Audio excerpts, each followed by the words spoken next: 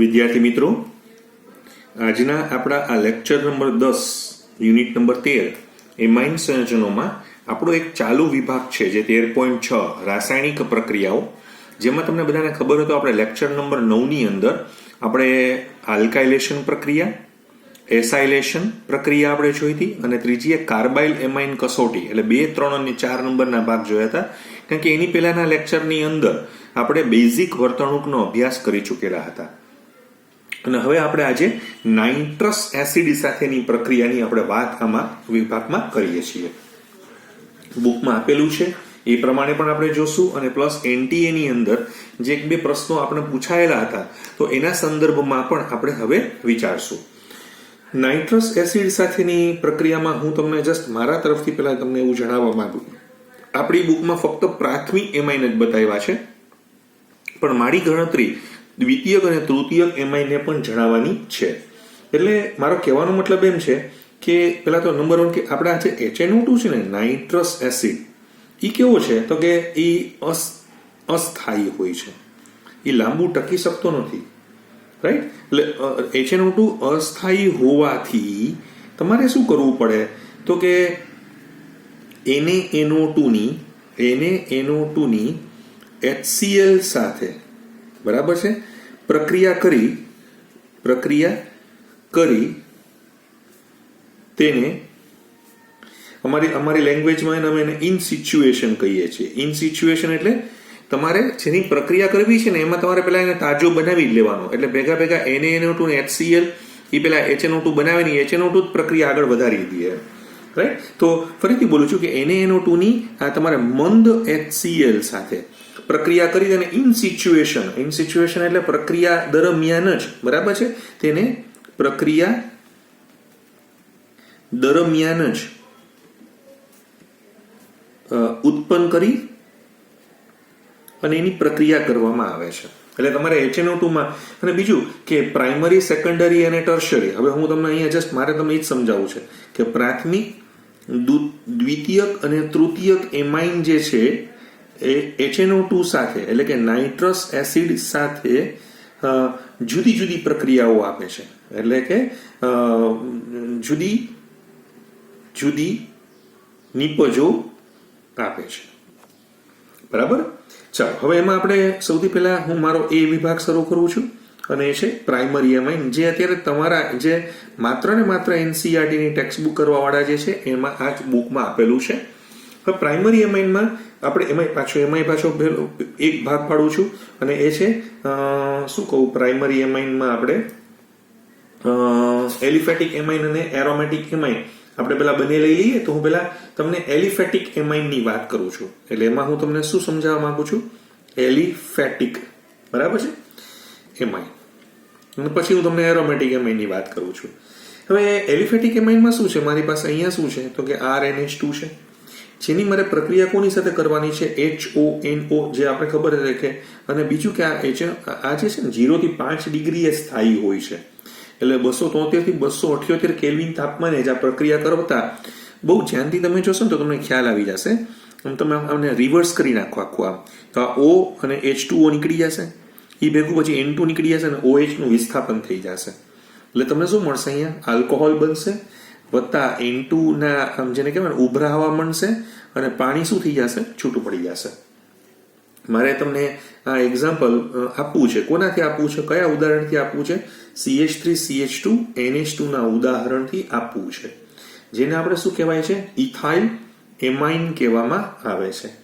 હવે ખરેખર તમે જોવા જાઓ, બરાબર, તમે જોજો હું શું કહેવા માંગુ છું તમને, કે તમારી પાસે જે ઇથાઇલ એમાઇન હોય એની તમે જ્યારે HNO2 સાથે પ્રક્રિયા કરો છો, જે આપણે અત્યારે વાત કરી તે બરાબર છે, 0 થી 5 ડિગ્રી સેન્ટીગ્રેડ તાપમાને તમે પ્રક્રિયા, એકચ્યુઅલી મેં તમને અગાઉ ફરીથી હું પાછું બોલું છું કે આ જે 0 થી 5 ડિગ્રી સેન્ટીગ્રેડ તાપમાને તમે પ્રક્રિયા કરો ને તો વચ્ચે જે છે ને એક અસ્થાયી એક ક્ષાર બને છે, જે હું તમને બતાવવા માંગુ છું, CH3 CH2 N triple NCl minus plus. આને શું કહેવાય ખબર છે, ઇથેન ડાયઝોનિયમ ક્લોરાઇડ નો ક્ષાર કહેવામાં આવે છે. Right, ethane diazonium chloride. પણ આ કેવું હોય છે? પોતે અસ્થાયી હોય છે, લાંબુ ટકી શકતો હોતો નથી. એટલે હવે આપણે શું કરીએ છીએ તો કે આનું શું થઈ જશે? અહીંયા વિઘટન થઈ જશે, એનું ડિકમ્પોઝિશન તમને થતું જોવા મળશે. પોતે ને પોતે અંદર ને અંદર પ્રક્રિયામાં આટલા જ તાપમાને તૂટી જશે અને શું બનાવશે? CH3CH2OH બનાવશે. પ્લસ અહીંયા ઘણી વખત તમને ઇથિન પણ તમને મળતું હોય, થોડુંક ઇથાઇલ ક્લોરાઇડ પણ તમને મળતું હોય અને નાઇટ્રોજન ગેસ આવી જતો હોય. પણ આ તમારી મુખ્ય નિપજ છે. ઇથેનોલ તમારી કઈ છે? મુખ્ય નિપજ તમને પ્રાપ્ત થશે. એટલે આને મેં થોડુંક તમારી રીતે સમજાવેલું છે કે એલિફેટિક પ્રાઇમરી એમાઇન જે હોય, રાઈટ, એ પણ નાઇટ્રસ એસિડ સાથે જ્યારે પ્રક્રિયા કરે છે, ઠંડા અને મંદ સાથે પ્રક્રિયા કરે ત્યારે પેલા આલ્કેન ડાયઝોનિયમ ક્ષાર બનાવે છે અને એ પોતે અસ્થાયી હોવાથી પોતે આટલા તાપમાને 0 થી 5 પાછું વિઘટન પામી જાય છે અને N2 વાયુના ઉભરા સાથે મેજર એટલે કે મુખ્યત્વે એ આલ્કોહોલ નિપજ આપે છે અને થોડાક પ્રમાણમાં એ ઇથિન અને આલ્કાઇલ હેલાઇડ પણ આપતા હોય છે. તો તમને ખ્યાલ આવી જવો જોઈએ કે HNO2 એકચ્યુઅલી તમને કદાચ નહીં ખબર હોય તો હું તમને એવું કહી દઉં કે એલિફેટિક એમાઇન હોય ને, એલિફેટિક એમાઇનની વાત કરું છું, એલિફેટિક એમાઇન. અને એલિફેટિક એમાઇનમાં પાછો કેવો એલિફેટિક એમાઇન હોય? પ્રાઇમરી એલિફેટિક એમાઇનની આ એક પરખ કસોટી છે, પ્રાઇમરીની, ધ્યાન રાખજો. કેમ તો કે જેમાં N2 ના શું આવે? ઉભરા નીકળે, ઉભરા આવે, બાકી કોઈમાં આવવાના નથી, સેકન્ડરીમાં ન આવે, ટર્શરીમાં ન આવે. તો આ એક મુદ્દો તમારે જે છે ને એ બહુ ધ્યાનમાં રાખવા જેવો છે કે આ પરખ કસોટી તમારે કોની પરખ કસોટી કરવી છે, બરાબર તમે જોજો. મારી પાસે એલિફેટિક પ્રાઇમરી એમાઇન છે, એની તમારે જો કસોટી કરવી હોય તો આનો ઉપયોગ કરવામાં આવે છે. ચાલો, આ તો તમને સમજાઈ ગયું. હવે મારે તમને મેઇન જગ્યા જે છે, જે આપણે ભણીને આવ્યા છે એક વખત, હવે મારે તમને એરોમેટિક એમાઇન એટલે એરોમેટિક પ્રાઇમરી એમાઇનની વાત કરવી છે. જે આપણે યાદ આવે તો આપણે આગળ સેન્ડમેયર કસોટી, આન તેન વગેરે વગેરે બધું ભણીને આવ્યા છીએ. મેં તમને હમણાં જ કીધું કે NaNO2 એટલે કે સોડિયમ નાઇટ્રાઇડ અને મંદ હાઇડ્રોક્લોરિક એસિડની પ્રક્રિયા જો અંદર ને અંદર કરવામાં આવે તો આ નાઇટ્રસ એસિડ બનતો હોય છે. હવે શું બને છે તો કે જ્યારે હવે જો હું તમને બતાવું છું કે મારી પાસે અહીંયા એરોમેટિક પ્રાઇમરી એમાઇન છે, જેમ કે મારી પાસે છે અહીંયા એનિલિન. આપણે બધા જાણીએ છીએ કે પ્રાઇમરી એરોમેટિક એમાઇન છે. એની આ HNO2 સાથે, રાઈટ, થોડાક વધુ પ્રમાણમાં HCl ની હાજરીમાં 0 થી 5 ડિગ્રી સેન્ટીગ્રેડ તાપમાને જો તમે પ્રક્રિયા કરવામાં આવે તો આપણને અહીંયા જે નિપજ બને છે એ છે N=Cl- અને વત્તા 2 પાણીના અણુ શું થઈ જાય છે? છૂટા પડી જાય છે. આનું નામ શું છે તો કે આનું નામ છે બેન્ઝીન ડાયઝોનિયમ ક્લોરાઇડ. આને જ શું કહેવામાં આવે છે? બેન્ઝીન ડાયઝોનિયમ ક્લોરાઇડ કહેવામાં આવે છે. આ પોતે પાછો કેવો છે તો કે આ પોતે અસ્થાયી છે. એટલે આને અંદર ને અંદર જ પ્રક્રિયામાં રાખીને તમારે આગળ વધી જવાનું આવે, રાઈટ. આ જે પ્રક્રિયા તમે જે જુઓ છો, આ પ્રક્રિયા બરાબર છે કે જેમાં એરોમેટિક પ્રાઇમરી એમાઇનને તમે શેમાં ફેરવી નાખ્યા? એના ડાયઝોનિયમ ક્ષારમાં આપણે ફેરવા ક્યારે તો કે 0 થી 5 ડિગ્રીએ નાઇટ્રસ એસિડ સાથેની પ્રક્રિયાથી ફેરવીએ તો આ પ્રક્રિયાને શું કહેવાય છે? ડાયઝોટાઇઝેશન. એટલે ડાયઝોટાઇઝેશન પ્રક્રિયા આપે કોણ તો કે હંમેશા પ્રાઇમરી એરોમેટિક એમાઇન જ આ પ્રક્રિયા જે છે એ આપતો હોય છે. પ્રાથમિક એરોમેટિક એમાઇન જ આ પ્રક્રિયા આપે. હવે તમે આ પ્રક્રિયાની અંદર જો તમે 0 થી 5 થી વધુ તાપમાન લઈ જાશો તો આ પોતે આનું વિઘટન થઈ અને ફિનોલમાં જતું રહેશે. એનું વિઘટન થઈને ક્યાં જતું રહેશે? ફિનોલમાં. જો કે આની ખૂબ લાંબી ચર્ચા કરવાની છે, પણ આ કોવિડની સિચ્યુએશનની અંદર તમારી બુકમાંથી ડાયઝોનિયમ સોલ્ટની પ્રક્રિયાઓનો ભાગ કાઢી નાખવામાં આવેલો છે, પણ તમે NTA માટે તૈયારી રાખજો જ. એમાં શક્યતા બહુ ઓછી છે ને પ્લસ તમે આમ જોવા જાવ તો એમાંથી ક્લોરોબેન્ઝીન, બ્રોમોબેન્ઝીન, આયોડોબેન્ઝીન, સાઇનોબેન્ઝીન એટલું તો આપણે બનાવી જ ચૂકેલા છીએ, રાઈટ. એટલે આપણે તો બધું કરવાનું જ છે, પણ જે બોર્ડની જ ખાલી તૈયારી કરે છે એવા વિદ્યાર્થીઓને ત્યારે હું વાત કરીશ. અત્યારે તો હમણાં તો બધું જે અત્યારે જે પોર્શન ચાલી રહેલો છે એ તો આપણે અહીંયા આગળ લેવા માંગીએ છીએ.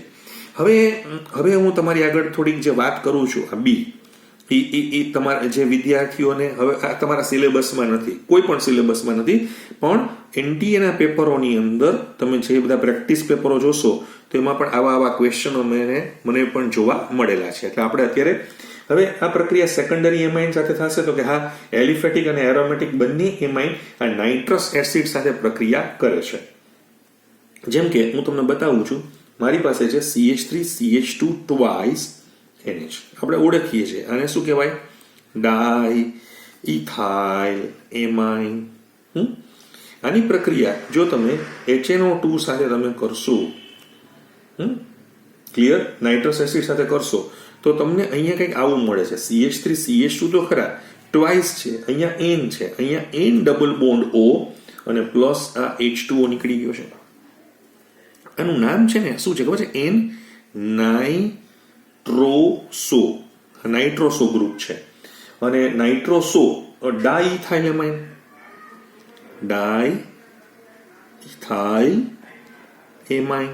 અને આ તમને જે છે ને આમ તમને થોડુંક પીળા રંગનું, એટલે કે પીળા રંગનું એક આમ ઓઇલ, આમ તેલી પદાર્થ તમને જે છે ને એ પ્રાપ્ત થતો હોય છે. પીળા પ્રકારનો તેલી પદાર્થ તમને પ્રાપ્ત થતો હોય છે. તો આ મેં તમને દ્વિતીયક એલિફેટિક કીધું. હવે તમને એરોમેટિક એમ જ બતાવું છું. એરોમેટિક પણ એ જ રીતે હું તમને બતાવવા માંગુ છું.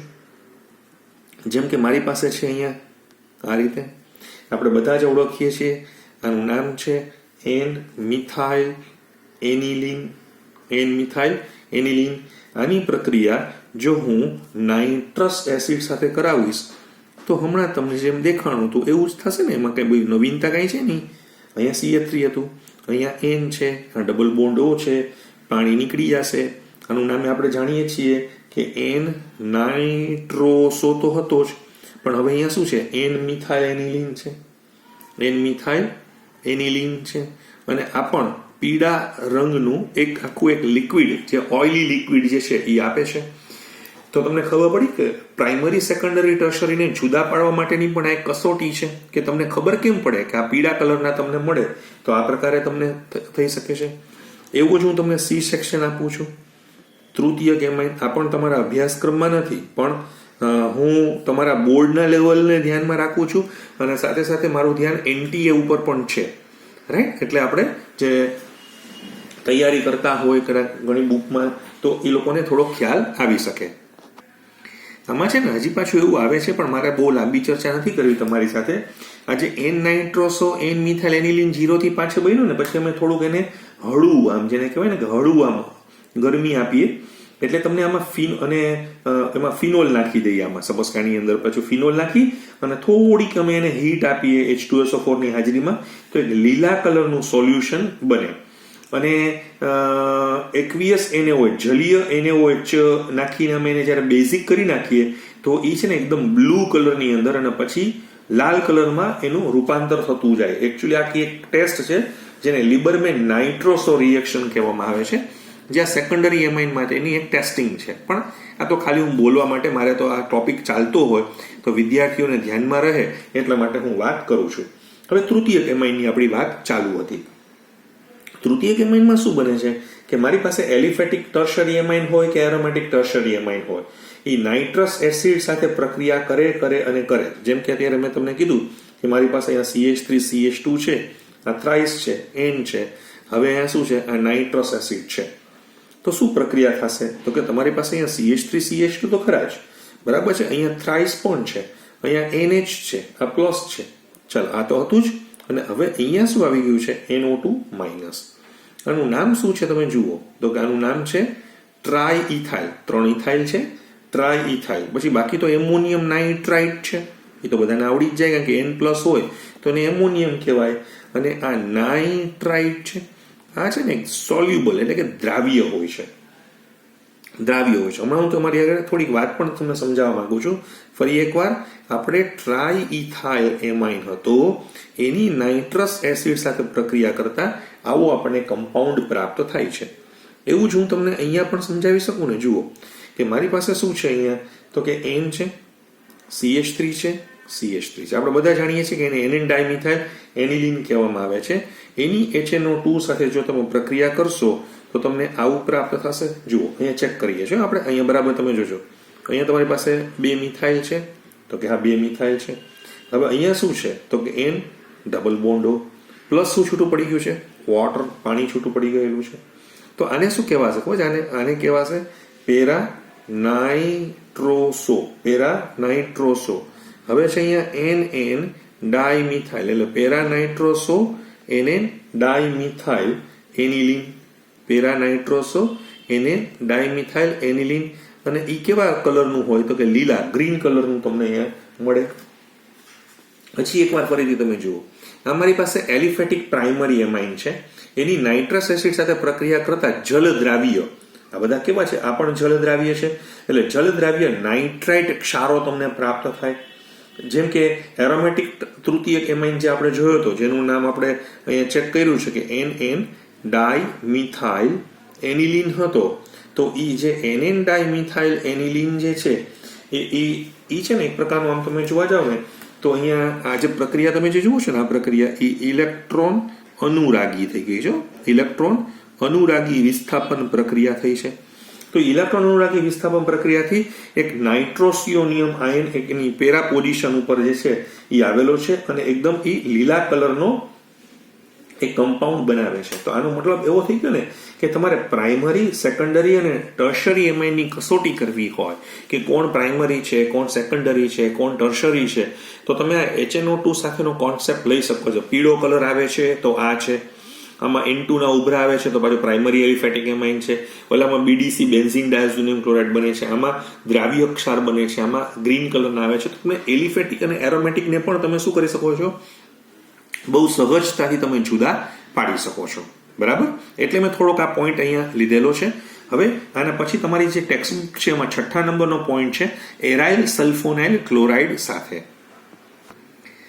હવે આ એક બહુ અગત્યનો વિભાગ છે, નંબર 6, અને એ છે એરાઇલ સલ્ફોનાઇલ ક્લોરાઇડ સાથે, અથવા ઘણી બધી વખત એને હિન્સબર્ગ પ્રક્રિયક પણ અમે કહીએ છીએ. પણ આની બહુ એક અગત્યતા શું છે ને એ તમારે સમજવાની છે હિન્સબર્ગ પ્રક્રિયકની મદદથી. અત્યારે આની પહેલા મેં તમને સમજાવ્યું ને, એમાં તમારે પ્રાઇમરી, સેકન્ડરી અને ટર્શરી એમાઇનની તમે પરખ કરતા હતા. સમજાણું તમને? તમે હમણાં શું કર્યું તો કે પણ આ પ્રક્રિયા એવી છે કે પ્રાથમિક, દ્વિતીયક અને તૃતીયક એમાઇનનું સેપરેશન કરી નાખે, એટલે કે એનું અલગીકરણ કરવા માટે આ બહુ ઇમ્પોર્ટન્ટ છે હિન્સબર્ગ પ્રક્રિયક. ફરીથી હું બોલું છું, હિન્સબર્ગ પ્રક્રિયક જે છે એ પ્રાથમિક, દ્વિતીયક અને તૃતીય, સપોઝ કે તમારી પાસે એક બીકર છે, એ બીકરમાં પ્રાથમિક, દ્વિતીયક અને તૃતીયક એમાઇન મિક્સ થઈ ગયા છે. હવે તમારે એને શું કરવા છે, જુદા પાડવા છે, એનું તમારે સેપરેશન કરવું છે. તો એના માટેની આ બહુ ઉત્તમ પદ્ધતિ છે. It's excellent method for separating a mixture of primary, secondary and tertiary amine. અચ્છા, એના માટે મારે શું લેવામાં આવે છે તો કે એના માટે હું અહીંયા એક પદાર્થ લઈ રહ્યો છું જેનું નામ છે benzene sulphonyl chloride. Benzene sulphonyl chloride. આ જે બેન્ઝીન સલ્ફોનાઇલ ક્લોરાઇડ છે ને, એ આ હિન્સબર્ગ નામના વૈજ્ઞાનિકે બનાવેલો હોવાથી એને જ અમે શું કહીએ છીએ, હિન્સબર્ગ પ્રક્રિયક સાથે આપણે એની પ્રક્રિયા કરવામાં આવે છે. બરાબર છે. હવે હું તમને જુઓ ધીમે ધીમે સ્ટેપ બાય સ્ટેપ આમાં સમજાવું છું. જરૂર પડશે તો હું તમને 2 વખત આમાં લઈ જઈશ. હવે સપોઝ કે મારે તમને વાત કરવી છે પ્રાથમિક એમાઇન હોય તો શું આ કસોટીમાં થાય છે. ચેક કરજો. હું તમને ફરીથી બતાવવા માંગુ છું કે મારી પાસે કેવી રીતે આ વસ્તુના સોલ્યુશન્સ બને છે, શું પ્રાપ્ત થાય છે, એનો તમને થોડો ખ્યાલ આવી શકે. જો હું અહીંયા લઈ રહ્યો છું, મારી પાસે બેન્ઝીન સલ્ફોનાઇલ ક્લોરાઇડ છે. જુઓ, આ S ડબલ બોન્ડો છે, Cl છે. ફરીથી હું અહીંયા પાછળનું નામ આપી દઉં છું, બેન્ઝીન સલ્ફોનાઇલ ક્લોરાઇડ. તમને ખ્યાલ આવી ગયો છે. એક વખત છે ને અહીંયા શું હતું ખબર છે, બેન્ઝીન સલ્ફોનિક એસિડ હતું, ને પેલા બેન્ઝીન હતું, પછી એની SOCl2 સાથેની પ્રક્રિયાથી આખું આ બની ગયેલું છે. એટલે હવે આપણે આ ક્લિયર. હવે આની પ્રક્રિયા હું કોની સાથે કરું છું એ તમે જુઓ તો કે RNH2 સાથે કરું છું. કોની સાથે કરું છું? કયા એમાઇન સાથે કરું છું? પ્રાઇમરી એમાઇન સાથે કરું છું. અચ્છા, જ્યારે પ્રક્રિયા થશે તો આમાં H અને આમાંથી HCl નીકળી જશે. એકદમ તમે પહેલા સમજો, કદી એવું બનશે કદાચ તમને એકાદ જગ્યા ઉપર અહીંયા થોડોક પ્રશ્ન પણ આવશે, પણ હું તમને પાછો બીજી વખત લઈ જઈશ, ચિંતા નહીં કરતા. અહીંયા S ડબલ બોન્ડો જો આ તો હતું જ. અહીંયા શું આવી ગયું છે? અહીંયા શું છે તો કે N છે, આ H છે અને R છે. તો આને આપણે શું કહી શકાય? N આલ્કાઇલ કહી શકાય ને. અહીંયા એરાઇલે હોઈ શકે, જે હોય તે. N આલ્કાઇલ, આનું નામ શું છે? N આલ્કાઇલ બેન્ઝીન સલ્ફોનેમાઇડ છે. એન આલ્કાઇલ બેન્ઝીન સલ્ફોનેમાઇડ છે. હવે આની અંદર હવે મારે શું નાખવાનું છે? પેલા KOH નાખું છું, કારણ કે અહીંયા શું છે, આ એસિડિક હાઇડ્રોજનની હજી હાજરી છે. જુઓ, તો હું જ્યારે આ નાખી દઈશ ને તો મને શું પ્રાપ્ત થશે ને એ તમે જુઓ. તો કે મને આવી એક નિપજ પ્રાપ્ત થશે. જુઓ તો આ S ડબલ બોન્ડો છે, અહીંયા તો ડબલ બોન્ડો છે જ. અહીંયા શું છે? N છે, એ હવે માઇનસ છે, આ R હતા, અને બહાર શું આવી ગયું છે? તો કે ત્યાં K પ્લસ. એકચ્યુઅલી શું છે? આ K પ્લસ અહીંયા જોડાયેલો છે, પણ આયોનિક બનતી છે ને, એટલે આને શું કહેવાશે? પોટેશિયમ ક્ષાર. કોનો પોટેશિયમ ક્ષાર? એન આલ્કાઇલ બેન્ઝીન સલ્ફોનેમાઇડનો પોટેશિયમ ક્ષાર છે. તમે જુઓ અહીંયા શું થયું? KOH માં તમે પ્રક્રિયા કરી હતી એટલે અહીંયાથી H2O નીકળી ગયો ને આ જગ્યાએ જોઈન્ટ થઈ ગયું છે. અને આ જે છે ને KOH માં કેવો છે? દ્રાવ્ય છે. સમજાવવા માટે KOH માં કેવો છે? ફરીથી બોલું છું, KOH માં કેવો છે? દ્રાવ્ય છે. ચાલો, આટલું પેલા સમજાઈ ગયું. આ પ્રાઇમરી એમાઇનની તમને વાત થોડીક ખબર પડવા માંડી. તમને શું થયું છે એ તમને ખ્યાલ આવ્યો? ક્લિયર? હમણાં હું અહીંયા એક જગ્યા હું છે ને અહીંયા ચલો હું સમજાવી દઉં છું. હવે પાછું આ જે હોય ને એમાં મેં પાછું HCl નાખ્યું એટલે KCl છૂટું પડી ગયું અને મને આવું મળ્યું. આ હું પછી તમને બતાવવા માંગતો હતો, કાંઈ વાંધો નહીં, અત્યારે જ બતાવી દઉં તમને. એટલે આ તમારી પાસે શું આવી ગયું? N આલ્કાઇલ બેન્ઝીન સલ્ફોનેમાઇડ પાછું આવ્યું. બરાબર છે? જે HCl માં કેવું હોય? HCl માં કેવું હોય? અદ્રાવ્ય છે. એટલે આ પોતે HCl માં કેવું છે? અદ્રાવ્ય છે. ચાલો, આનો આ પેલો પ્રાઇમરીનો પોઈન્ટ પતી ગયો. હવે હું તમને જે વાત કરવા માંગુ છું એ છે સેકન્ડરી એમાઇન. હવે સેકન્ડરી એમાઇનમાં હાઇડ્રોજન છે? તો કે હા છે ને. સેકન્ડરી એમાઇનમાં ડેફિનેટલી હાઇડ્રોજન છે. તમે ચેક કરી શકો છો. અહીંયા S ડબલ બોન્ડો, આ ડબલ બોન્ડો, આ Cl છે. આ હિન્સબર્ગ પ્રક્રિયક છે આપણો, જેનું નામ આપણે રાખ્યું છે બેન્ઝીન સલ્ફોનાઇલ ક્લોરાઇડ છે. હવે તમે આની પ્રક્રિયા કોની સાથે કરો છો? તો કે દ્વિતીયક એમાઇન સાથે કરો છો. આ આપણી પાસે સેકન્ડરી એમાઇન છે. તો પ્રક્રિયા થશે? તો કે આ થશે.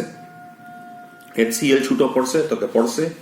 અને અહીંયા તમને જે નિપજ મળે છે એ કંઈક આવી આવશે ને. અહીંયા S ડબલ બોન્ડો તો હતા જ. અહીંયા શું છે? તો કે 2 R સમૂહ આવેલા છે. જોયું તમે? તો આને આપણે શું કહી શકાશે? NN શું કહેવાશે? Dialkyl. NN dialkyl benzene sulphonamide કહેવાશે ને. NN dialkyl benzene sulphonamide. જે KOH માં કેવા છે? KOH માં કેવા છે? હવે આની પાસે H જ નથી. જુઓ, એટલે આમાં તમે KOH નાખશો તો એમાં કંઈ ઓગળી શકવાના નથી. સેકન્ડરી એમાઇનમાં તમે આખું આ કમ્પાઉન્ડ જોયો છે એ KOH માં અદ્રાવ્ય છે, કે આની પાસે હવે H જ નથી, તો ક્યાંથી KOH માં ઓગળી શકશે? સમજાણું તમને બરાબર? હવે તમારી પાસે સપોઝ કે તૃતીયક એમાઇન છે. જેમ કે હું અત્યારે તમારી આગળ તૃતીયક એમાઇન બતાવું છું. જુઓ, તૃતીયક એમાઇન. બરાબર? તો ભાઈ આ તૃતીયક એમાઇનમાં શું છે? તો કે તમે તો આ બેન્ઝીન સલ્ફોનાઇલ ક્લોરાઇડ લીધેલો જ હતો. બરાબર? હવે તમે તૃતીયક એમાઇન સાથે પ્રક્રિયા કરાવો. તૃતીયક એમાઇન એટલે શું? R3N. પ્રક્રિયા નહીં થાય ને, કારણ કે આની પાસે H જ નથી. એટલે શું થશે? પ્રક્રિયા જ નથી થવાની. રાઈટ? હવે એટલે હું તમને એવું કહેવા માંગુ છું કે અહીંયા પ્રક્રિયા થતી નથી. ચાલો, પ્રક્રિયા થતી નથી, કોઈ વાંધો નથી. તમે પ્રક્રિયા ન થઈ. બીજું કે આમાં તમે KOH નાખો તો પણ કંઈ થવાનું નથી. પણ તમે જો પાછું HCl નાખી દેશો આની અંદર, પાછું HCl, તો આ સ્વભાવે કેવું છે?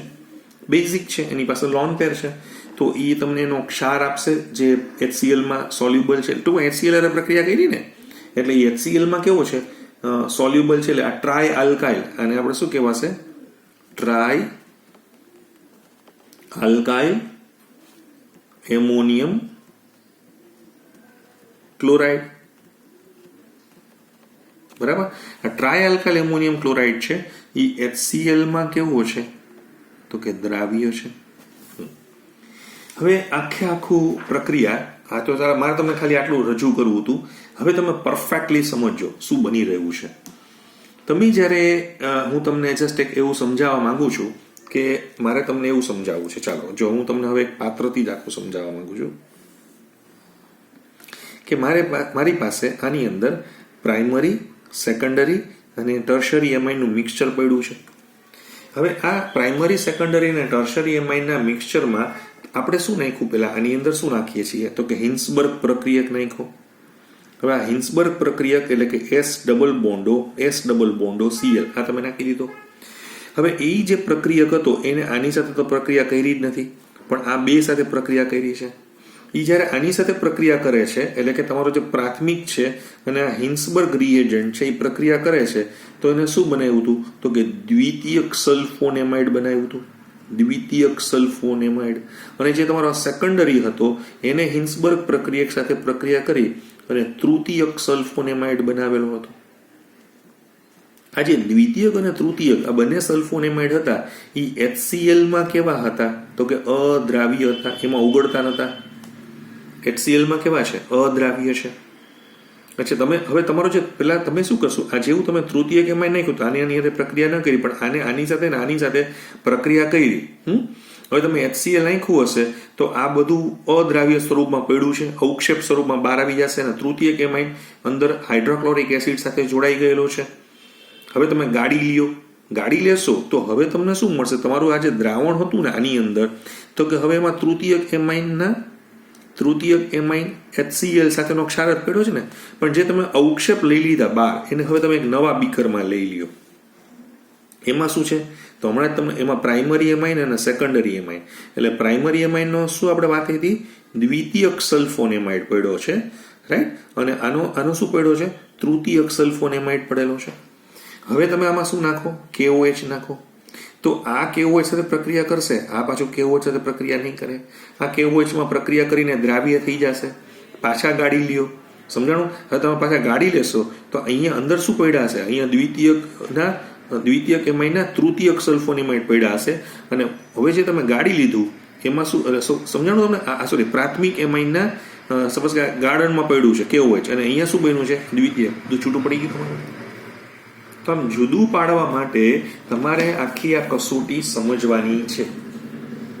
ફરીથી બોલું છું, તમે જ્યારે બેન્ઝીન સલ્ફોનાઇલ ક્લોરાઇડને તમે જ્યારે પ્રક્રિયા કરી તો શું કર્યું? આલ્કલીની હાજરીમાં તો કે તૃતીયક એમાઇન તો સૌથી પહેલા તમારો નીકળી ગયો હતો. હવે જે બાકીનું મિક્સચર હતું એમાં શું હતું તો કે પ્રાથમિક એમાઇનનો સલ્ફોનેમાઇડ હતો અને દ્વિતીયક એમાઇનનો સલ્ફોનેમાઇડ હતો. એમાં તમે KOH નાખ્યું તો તમે KOH નાખ્યું તો KOH માં પ્રાથમિક એમાઇનનો સલ્ફોનેમાઇડ સોલ્યુબલ થઈ ગયો, દ્વિતીયક એમાઇનનો એમને એમ રહ્યો. તો બધા છૂટા પડી ગયા ને એક પછી એક. તો બધાને છૂટા કરવા માટે, એનું અલગીકરણ કરવા માટેની આખી આ કસોટી છે કે પ્રાઇમરી, સેકન્ડરી અને ટર્શરીને તમે કેવી રીતે અલગ પાડી શકો છો. બીજી એક વાત, આજના દિવસમાં છે ને બેન્ઝીન સલ્ફોનાઇલ ક્લોરાઇડ છે, બેન્ઝીન સલ્ફોનાઇલ ક્લોરાઇડ, અને એને બદલે શું આવે છે તો કે હવે અત્યારે શું વપરાય છે તમને ખબર છે? ટોસાઇલ ક્લોરાઇડ વપરાય છે. એકચ્યુઅલી આ એક કમ્પાઉન્ડ વધારે વપરાવા માંડ્યો છે.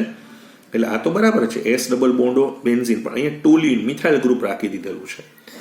એટલે આને આપણે શું કહી શકાય? યાદ આવે તો આને આપણે કહેવાય છે પેરાટોલ્યુઇન સલ્ફોનાઇલ ક્લોરાઇડ. આ અત્યારે સૌથી વધારે હિન્સબર્ગ પ્રક્રિયકમાં આની અવેજીમાં જે આ હતું એને બદલે હવે અત્યારે આ વધારે, કારણ કે મિથાઇલ છે ને દાટા સમૂહ છે એટલે ઇઝીલી ક્લોરીનને રિલીઝ કરી નાખશે. એટલે આનો ઉપયોગ વધારે કરવામાં આવે છે, જેને આપણે યાદ આવે તો ટોસાઇલ ક્લોરાઇડ પણ કહેવામાં આવે છે. ટોસાઇલ ક્લોરાઇડ, રાઈટ. તો એવું છે કે બેન્ઝીન સલ્ફોનાઇલ ક્લોરાઇડની સ્થાને પેરાટોલ્યુઇન સલ્ફોનાઇલ ક્લોરાઇડ એટલા માટે વપરાય છે કે એનાથી જે સલ્ફોનેમાઇડ્સ બને છે ને જે એ પાછા કેવા થઈ જશે? એકદમ સ્થાયી ઘન પદાર્થ મળે છે. એટલે તમારે એનું ક્રિસ્ટલાઇઝેશન, સ્ફટિકીકરણ કરી અને તમે એને પ્યોર ફોર્મેટમાં લઈ આવી શકો છો. આ એના સવિશેષ ફાયદાઓ જે છે જે આપણે હિન્સબર્ગની અંદર જોયેલા છે. તો તમને ખ્યાલ આવી ગયો? ફરીથી બોલું છું કે benzene sulphonyl chloride primary amine સાથે પ્રક્રિયા કરતો હતો તો એ પ્રમાણે પ્રાઇમરીનો જે પાછો KOH માં ઓગળી જતો હતો, રાઈટ. પણ દ્વિતીયક એમાઇન હતો એ તૃતીયક સલ્ફોનેમાઇડ બનાવતો હતો જે KOH માં નહોતો ઓગળતો, કારણ કે એની પાસે એસિડિક હાઇડ્રોજન જ નહોતો. એટલે આલ્કલીમાં અદ્રાવ્ય હતો, તૃતીયક હતો, એ તો હિન્સબર્ગ સાથે પ્રક્રિયા જ નથી કરતા, રાઈટ. એટલે આમ એમાઇન સંયોજનોની બેન્ઝીન સલ્ફોનાઇલ ક્લોરાઇડ સાથે અલગ અલગ પ્રક્રિયાથી તમે પ્રાથમિક, દ્વિતીયક અને તૃતીયક એમાઇન સંયોજનોને પ્રભેદિત કરવા અથવા વિભેદિત કરવા એટલે કે એના મિશ્રણના અલગીકરણ માટે તમે એનો ઉપયોગ કરી શકો છો. તો આજે આપણે અહીંયા અટકીએ છીએ અને પછીના અંકે આપણે એની ઇલેક્ટ્રોન અનુરાગી વિસ્થાપન પ્રક્રિયા તરફ આગળ વધશું. Thank you very much.